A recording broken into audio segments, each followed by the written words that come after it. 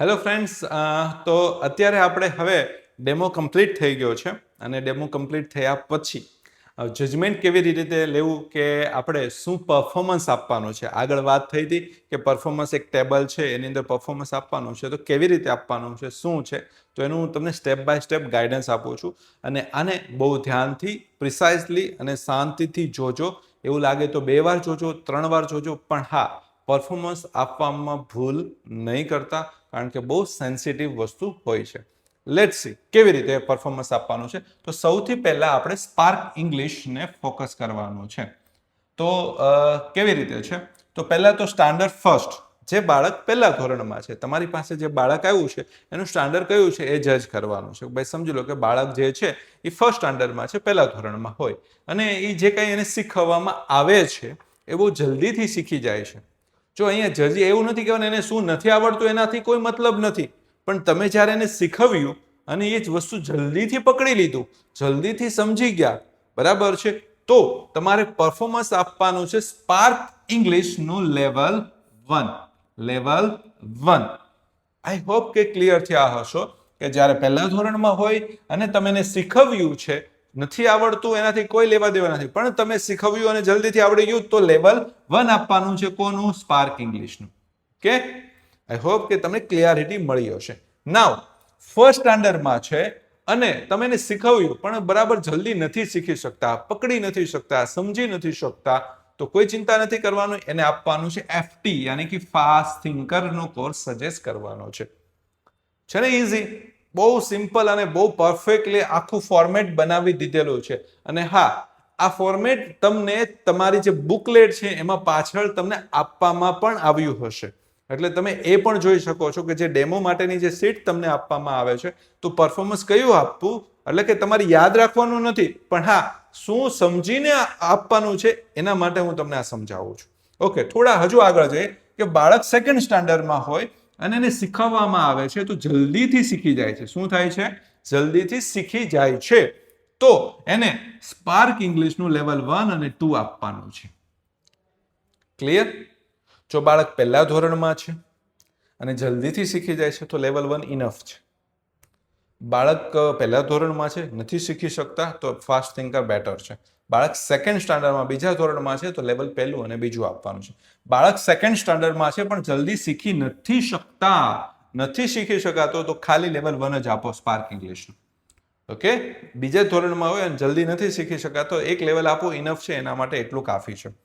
જો બાળક થર્ડ સ્ટાન્ડર્ડમાં હોય, ત્રીજા ધોરણમાં હોય, ત્રીજા ધોરણ અથવા તો એનાથી ઉપર હોય, થર્ડ સ્ટાન્ડર્ડ અથવા તો એનાથી ઉપરમાં છે બાળક, અને એ જલ્દીથી શીખી જાય છે, એને જલ્દી શીખવવામાં આવે અને ઝડપથી શીખી જાય, ઓકે, તો એને સ્પાર્ક ઇંગ્લિશનું લેવલ 1, 2, 3 3 લેવલ આપણે આપી શકીએ છીએ. આઈ હોપ કે તમને ક્લિયરિટી મળી હશે. સ્પાર્ક ઇંગ્લિશનું 1, 2, 3 લેવલ આપી શકીએ છીએ.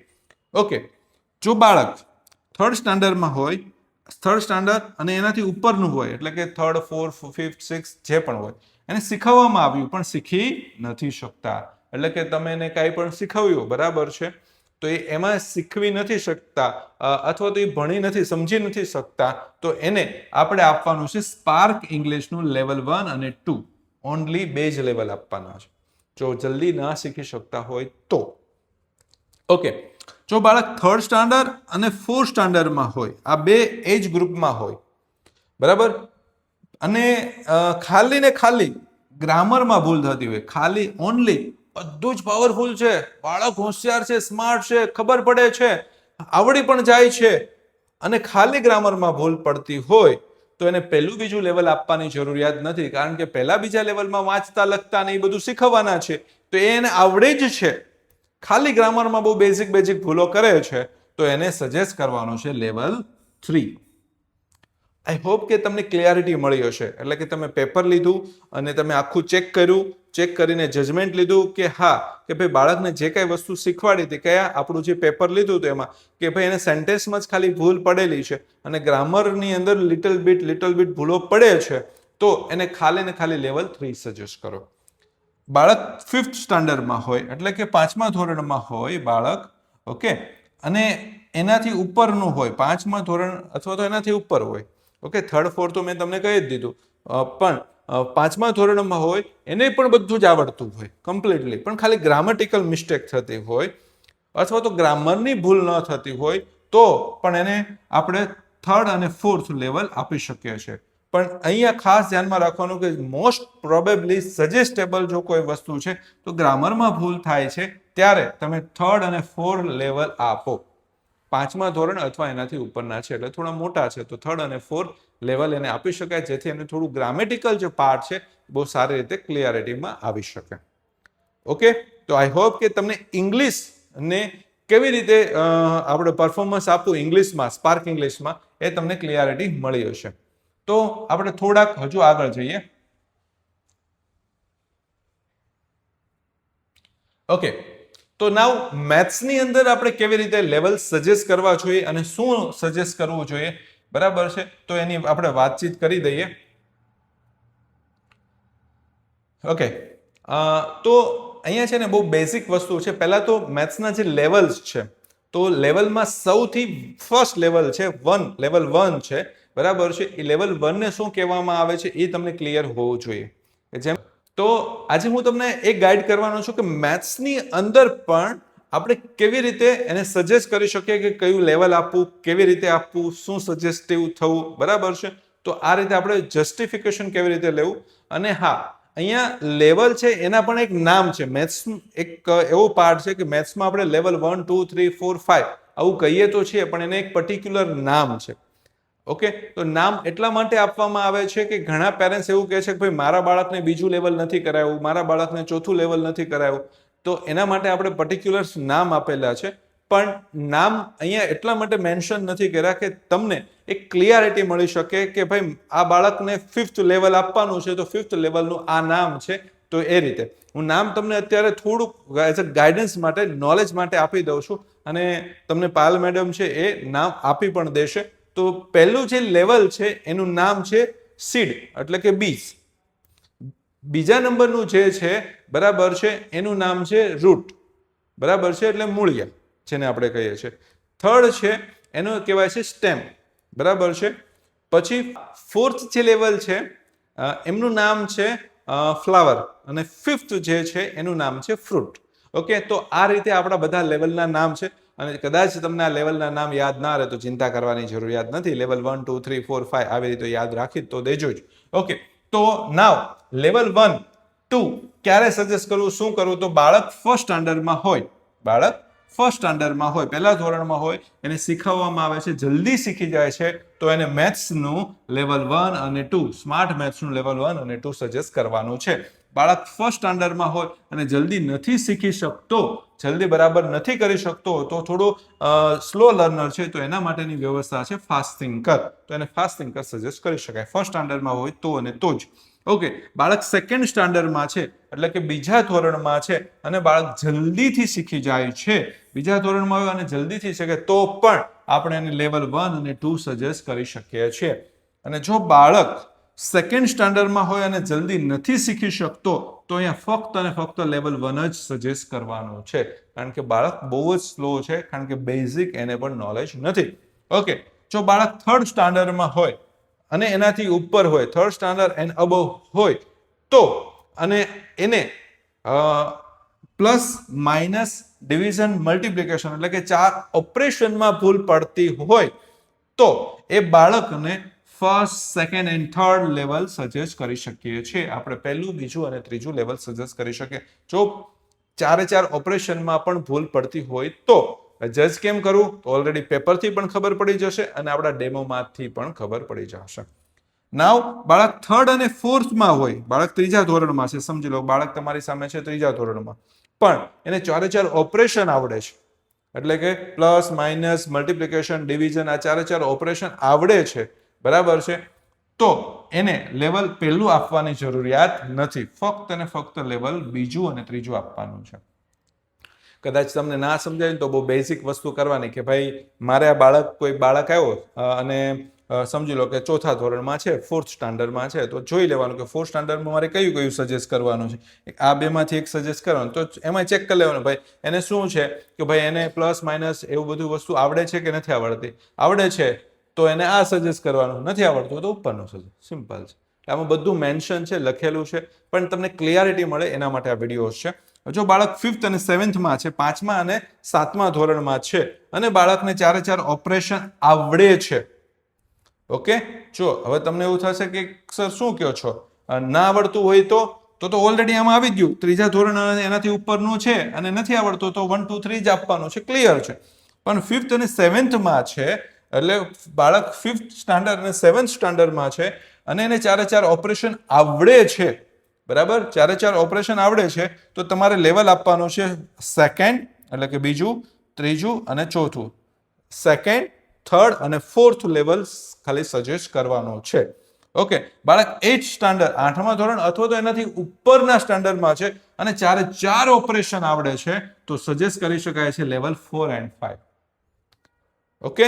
અથવા તો કોન્સેપ્ટ એક્ઝેક્ટ ક્લિયર છે, બહુ નાની એવી ભૂલ થઈ 4 ઓપરેશનમાં તો આપણે એને લેવલ 4 અને 5 સજેસ્ટ કરી શકીએ છીએ. બહુ માઇનોર ભૂલ થઈ છે એક, અને બધી જ વસ્તુ ખબર છે પણ ખાલી એક ડિજિટ નીચે સાચો લખવા ઉતાવળમાં એક ડિજિટ ખોટો લખી દીધો, છતાં પણ આપણે લેવલ 4 અને 5 આપી શકીએ બાળક 8th સ્ટાન્ડર્ડ એન્ડ અબો હોય તો. આ બહુ બેઝિક છે, નાના એવો ચેન્જીસ છે. ઘણીવાર એવું થશે કે સર એને તો 4 ઓપરેશનમાં ભૂલ તો પડી જ ને, પણ હા અહીંયા થોડુંક આપણે થોડી કોમન સેન્સ વાપરવા, બહુ બેઝિક, બહુ ઉતાવળના કારણે કોન્સેપ્ટ વાઇઝ, સ્ટેપ વાઇઝ બધું જ પરફેક્ટ કર્યું છે, પણ એક નાની એવી એરરના કારણે એનું બધું જ ભૂલ પડે એવું નથી લાગતું, બરાબર છે. તો આપણે એને લેવલ 4 અને 5 આપી શકીએ છીએ. આઈ હોપ કે તમને આ બધી જ પ્રોપર ક્લિયરિટી મળી હશે, ઓકે. નાવ થોડાક આગળ વધીએ અને મેથ્સ માટે તમે ક્લિયર થઈ ગયા હશો કે મેથ્સને કેવી રીતે સજેસ્ટ કરું. થોડી ઓર આગળ વધીએ આપણે તો આપણો બીજા 3 કોર્સ છે, એનું નામ છે એસ નો મતલબ શું થાય છે, સ્વામી વિવેકાનંદ. તો જે બાળકને સ્વામી વિવેકાનંદ ક્યારે સજેસ્ટ કરું, એક્ઝામ માસ્ટર ક્યારે સજેસ્ટ કરું, વૈદિક મેથ્સ ક્યારે સજેસ્ટ કરું, ત્રણે ક્યારે સજેસ્ટ કરી શકાય, ઓકે. તો બહુ બેઝિક અને બહુ સિમ્પલ વસ્તુ છે. બાળક 6 અને 6 થી લઈને 10 સ્ટાન્ડર્ડમાં હોય, બાળક 6 થી 10મા ધોરણમાં બાળક ભણતું હોય, ઇંગ્લિશ મીડિયમમાં ભણતું હોય અને એને ઇંગ્લિશ અને મેથ્સ સારું હોય, ઇંગ્લિશ અને મેથ્સ સારું હોય એટલે કે એને બહુ સારી રીતે વ્યવસ્થિત રીતે સમજ પડતી હોય, બાળક 6 થી એટલે કે 6ઠ્ઠા ધોરણથી 10મા ધોરણમાં હોય, ઇંગ્લિશ અને મેથ્સ સારું હોય અને ઇંગ્લિશ મીડિયમમાં હોય, બરાબર છે. તો એને 3 કોર્સ સજેસ્ટ કરી શકાય છે. સ્વામી વિવેકાનંદ, એક્ઝામ માસ્ટર અને વૈદિક મેથ્સ 3 કોર્સ સજેસ્ટ કરી શકાય છે. આઈ હોપ કે તમને ક્લિયરિટી મળી હશે, ઓકે. અને બાળક ગુજરાતી મીડિયમમાં હોય અને ઇંગ્લિશ મેથ્સ ગુડ હોય એવું જરૂરી નથી. અહીંયા ઇંગ્લિશની જગ્યાએ મેં અહીંયા ખાલી એમ જ લખેલું છે કે તમને એવું થશે કે સર ઇંગ્લિશ સારું હોય તો નહીં, ઇંગ્લિશ સારું હોય તો કોઈ ચિંતા, અને ઇંગ્લિશ વીક હોય તોય ચિંતા કરવા. ગુજરાતી સારું છે, ઓકે. ગુજરાતી સારું છે તો ગુજરાતી મીડિયમમાં ગુજરાતી અને મેથ્સ સારું છે તો 3 કોર્સ સજેસ્ટ કરી શકાય છે ને, સિમ્પલ. જો મેં ઇંગ્લિશ મેં એટલા માટે કટ કર્યું કે ઇંગ્લિશ ભલે વીક હોય પણ ગુજરાતી સારું હોય અને મેથ્સ સારું હોય અને ગુજરાતી મીડિયમમાં હોય તો તમે એને સ્વામી વિવેકાનંદ, એક્ઝામ માસ્ટર, વૈદિક મેથ્સ સજેસ્ટ કરી શકો છો. અને ઇંગ્લિશ બહુ જ વીક હોય તો સ્પાર્ક ઇંગ્લિશ તો છે જ, ઓકે. તો આ રીતે સજેસ્ટેબલ. ઇવન હા તમને એવું થશે કે સર તો એક્ઝામ માસ્ટરમાં હોય અને સ્પાર્ક ઇંગ્લિશ કરાવાય કે ન કરાય, કરાવી શકાય. ગુજરાતી મીડિયમમાં હોય, ઇંગ્લિશ વીક હોય તો એને સ્પાર્ક ઇંગ્લિશ અપાય જ, ઓકે. તો આઈ હોપ કે તમને ક્લિયરિટી મળી હશે. હવે બાળક 11th 12th સાયન્સમાં છે, એટલે 11 12 સાયન્સમાં છે અને બંને મીડિયમમાં હોય, ઇંગ્લિશ મીડિયમ હોય, ગુજરાતી મીડિયમ, એનાથી કંઈ લેવા દેવા નથી, બરાબર. કોઈ પણ મીડિયમમાં હોય અને એનું બધી જ વસ્તુ એબિલિટી સારી હોય, સમજી શકતા હોય, બરાબર છે, તો તમે એને એક્ઝામ માસ્ટર આપી શકો છો. કોઈ પણ 11th અને 12th સાયન્સના જે સ્ટુડન્ટ છે એને એક્ઝામ માસ્ટર ફિક્સ આપી શકાય. પણ સ્વામી વિવેકાનંદ ખાલી ને ખાલી સાયન્સની અંદર બાયોલોજી સબ્જેક્ટ છે એને સજેસ્ટ કરી શકાય છે. સ્વામી વિવેકાનંદ કોર્સ જે છે એ ફક્ત અને ફક્ત બાયોલોજી વાળા સ્ટુડન્ટને જ સજેસ્ટ કરી શકાય. 11 12 સાયન્સના સ્ટુડન્ટની વાત કરું છું, ઓકે. જો બાળક 11 12 કોમર્સમાં છે, કોઈ પણ લેંગ્વેજમાં હોય અને આ બંને વસ્તુ સારી હોય તો તમે એને એક્ઝામ માસ્ટર તો આંખ બંધ કરીને સજેસ્ટ કરી જ શકો છો. પણ સ્વામી વિવેકાનંદ એને ઇકોનોમિક્સ, BA, BST આવા સબ્જેક્ટની અંદર અપ્લાય કરી શકે છે. એટલે 11-12 કોમર્સના સ્ટુડન્ટને તમે સ્વામી વિવેકાનંદ અને એક્ઝામ માસ્ટર બંને કોર્સ આરામથી આંખ બંધ કરીને સજેસ્ટ કરી શકો છો. ઓકે, આઈ હોપ કે તમને ક્લિયરિટી થઈ હશે કે કેવી રીતે અને શું છે. તો કેવી રીતે પરફોર્મન્સ આપવું એ તમે એક્ઝેક્ટલી ક્લિયર થઈ ગયા હશો. ચાલો થોડાક આગળ વધીએ.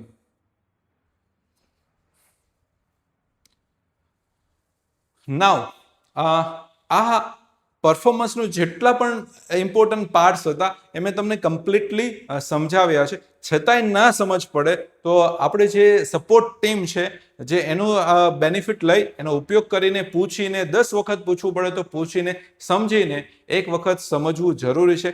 આ વિડીયો એક વખત જોવાથી સમજ ના પડે તો 2 વખત જોજો, કારણ કે પરફોર્મન્સ જે તમે આપશો એના ઉપરથી બાળકના કરિયર રિલેટેડ ડિસ્કશન થશે, બાળકના કરિયર રિલેટેડ આપણે કોર્સ આપશું અને એની લાઈફમાં ક્યાંક ને ક્યાંક આગળ વધવાનો. એટલે તમારો એક ડિસિઝન બહુ જ અગત્યનો છે. એટલે ખૂબ ધ્યાનથી વિચારીને અને જે પ્રમાણે સજેસ્ટ કરવામાં આવ્યો છે એ રીતે લઈએ.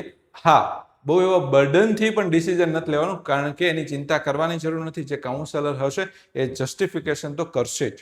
આઈ હોપ કે તમને આ બધી જ વસ્તુ પ્રોપરલી સમજ પડી હશે. Thank you very much.